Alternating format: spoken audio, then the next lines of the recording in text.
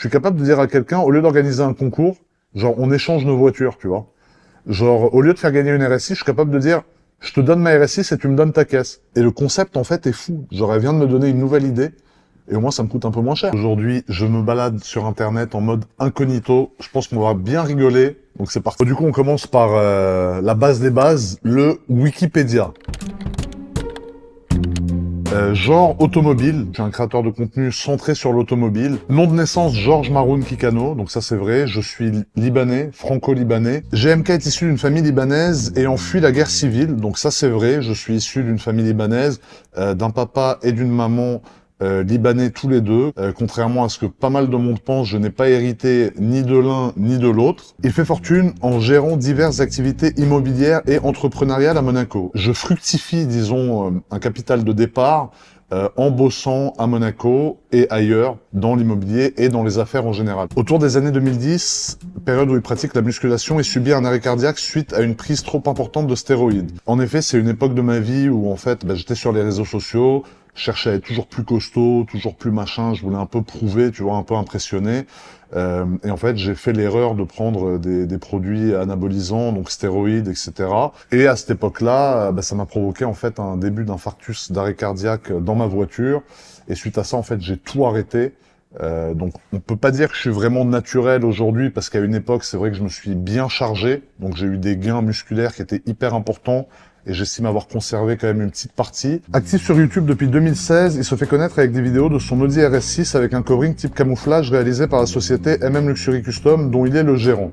Aujourd'hui, on voit plein de voitures camouflage et tout, mais à cette époque-là, on savait même pas si on avait le droit de conduire une voiture camouflage sur la route ou pas, si c'était pas réservé au corps militaire ou aux armées.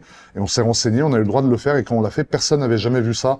Donc ça a créé beaucoup de polémiques en mode ouais, il a un mauvais goût, machin, c'est un arriviste. À mon avis, GMK est un rappeur-compositeur. C'est vrai qu'il y a un gars qui s'appelle GMK, qui est un rappeur qui a l'air d'être hyper connu aux States, parce que des fois, en fait, comment j'ai découvert ça?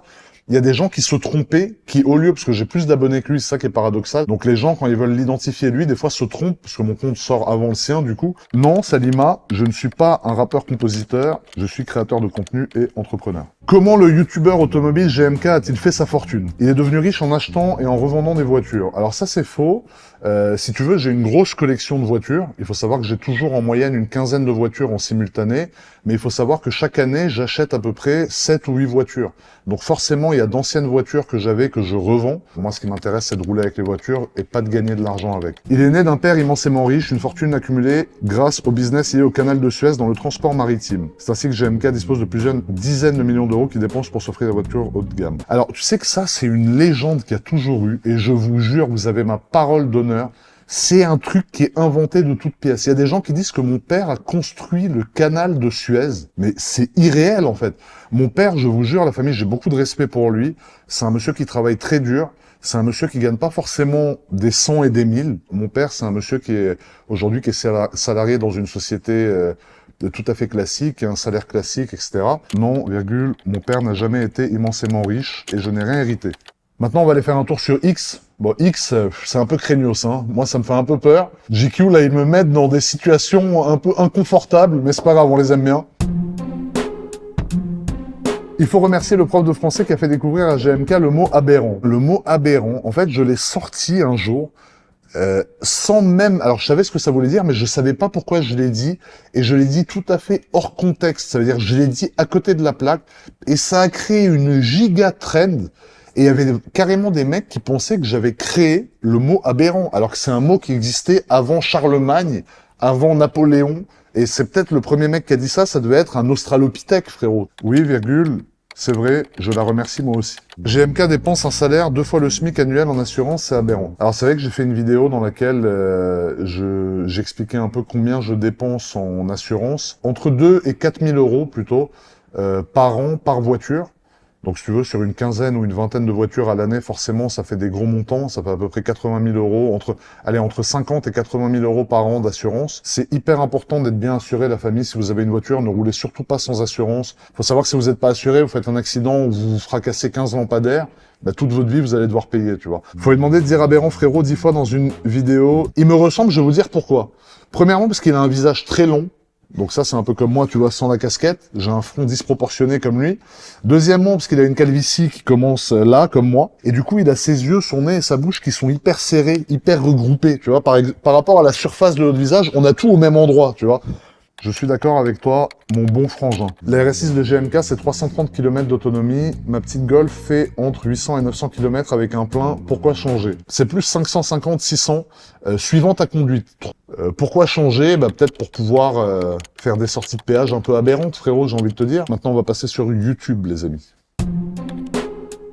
Pour info, quand ma frangine habitait à Monaco, dans le même immeuble que GMK, elle le croisait plusieurs fois dans l'ascenseur, elle l'appelait le monstre gentil. Alors c'est vrai que physiquement, quand tu me connais pas, j'ai jamais ouvert la bouche, tu vois, je parle pas, je suis assis comme ça dans un bar, tu sais pas qui je suis, tu te dis il est un peu chelou le mec, tu vois. Est-ce qu'il sort de tôle? Est-ce que c'est un mec qui a battu sa femme? Est-ce que c'est un mec qui tabasse les gens sans raison? Tu vois, j'ai des tatouages de partout, profil un peu branleur, musculation, machin, très sûr de lui. Mais dans le fond, en fait, dès qu'on creuse un peu, on se rend compte que j'ai un fond un peu enfantin, entre guillemets. Alors, je suis pas naïf, tu vois, je suis pas hautain dans mes démarches, je prends jamais les gens de haut, à part physiquement, parce que je les regarde tout le temps comme ça, parce que je fais quand même 2 mètres de haut. Merci, virgule. J'espère recroiser ta frangine dans l'ascenseur. À bientôt. À mon avis, t'aurais pas fait le con, t'aurais pu être mannequin. Ça dépend dans quelle catégorie, frérot. Dans la catégorie animale, peut-être. Mais dans la catégorie couverture de GQ, Vogue Magazine, on repassera, frérot. Mais c'est vrai que si tu veux, alors par exemple, on parle souvent de mes dents, tu vois. Donc j'ai une dentition qui est aberrante. J'ai pas la dentition, c'est sûr, de Brad Pitt. Mais j'ai pas envie de tomber, en fait, dans ce schéma où je vais aller mettre des facettes. Parce qu'après, une fois que j'ai mis des facettes, ben, je vais voir qu'en fait, j'ai les yeux trop proches. Donc je vais aller voir un mec pour qu'il m'écarte les yeux. Ensuite, je dirai, ah, ma bouche, elle tombe un peu. Donc, faire tirer la bouche. Et tu vois, au final, je pense que on est comme on est. Tu vois, il faut savoir s'assumer, il faut savoir assumer ses défauts. Tu t'insères.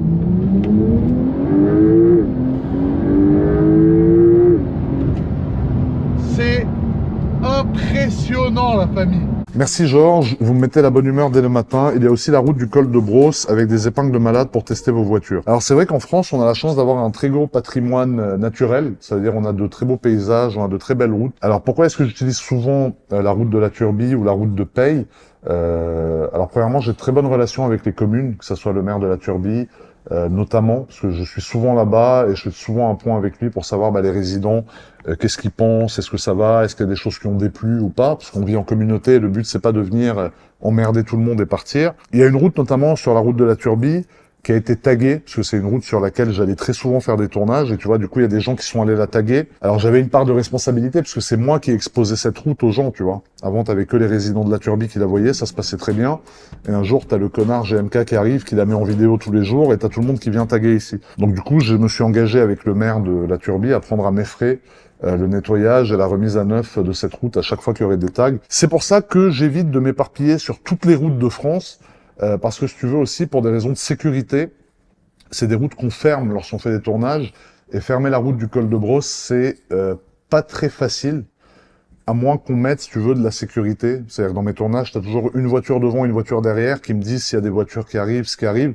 Mais on a nos habitudes quand même sur la route de la Turbie ou sur la RPI Monégasque, et ça fait 11 ans que je fais des vidéos là-bas. Je n'ai jamais eu un accident, je touche du bois, avec un autre usager. On n'a jamais causé un seul accident non plus. Merci, virgule. J'espère te croiser bientôt. Alors maintenant, on part sur Instagram, les amis. On va faire un tour complet des réseaux sociaux, là. On va tout surveiller. Magnifique, la voiture, pas toi, je rigole, t'es frais. C'est vrai que la voiture est quand même beaucoup plus fraîche que moi, frérot. D'ailleurs, heureusement qu'elle est à côté de moi pour me remonter un peu, parce que si c'était juste une photo de moi debout devant le country club sans la voiture, avec les bras croisés comme un con, il y aurait pas beaucoup d'arguments, frérot. Pas de souci, David, virgule. Toi, par contre, t'as l'air très frais sur ta petite chaise bien aberrante.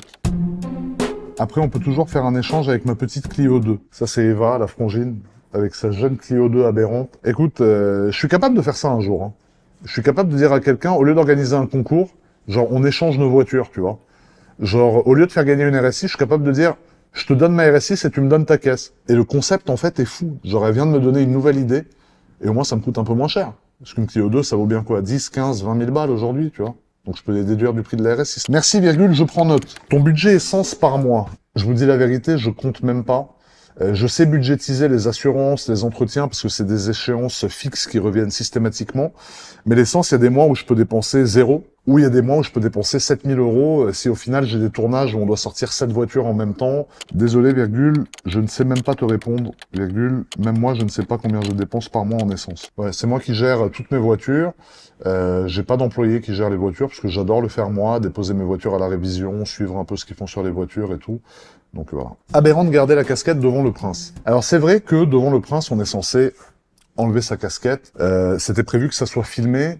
J'avais prévu de le poster, donc j'avais demandé si exceptionnellement je pouvais garder ma casquette ce jour-là, parce que maintenant dans ma DA, ma direction artistique, le seul truc qu'il y a dans ma DA, c'est une casquette, frérot. Tu vas m'enlever le seul truc que j'ai mis pour me donner un look un peu mieux que le mec dégarni à 31 ans qui manque de vitamine D, frère. Mais oui, non, du coup, c'était pas scénarisé, mais j'avais demandé avant au protocole, parce qu'il y a un protocole, hein, avant de rencontrer le souverain, t'as un protocole, il y a des démineurs qui passent, qui vérifient, tu vois, tu rencontres un chef d'État. Tu rencontres pas un type qui vend des oranges au marché, tu vois. Ou tu rencontres pas GMK. Par exemple, quand GMK arrive, il n'y a pas les démineurs qui arrivent. En effet, virgule, c'est aberrant, mais ça va, il était d'accord. Et pour finir,